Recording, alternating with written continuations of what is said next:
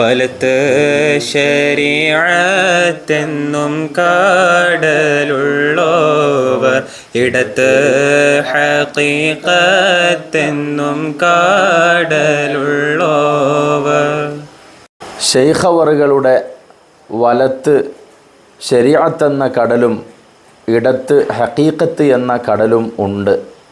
പാരാവാരം കണക്കെയുള്ള കർമ്മശാസ്ത്രജ്ഞാനവും അതനുസരിച്ചുള്ള കണിശമായ ജീവിതത്തിലൂടെ നേടിയെടുത്ത ത്വരീഖത്തിൻ്റെ അറിവും അതിൻ്റെ അകമ്പടിയായി അള്ളാഹുവിൻ്റെ സാമീപ്യം നേടിയുള്ള വിശിഷ്ടമായ രംഗമായ ഹഖീഖത്തും ഇതെല്ലാം മേളിച്ച മഹനീയ വ്യക്തിത്വമാണ് ഷെയ്ഖ് ജീലാനി.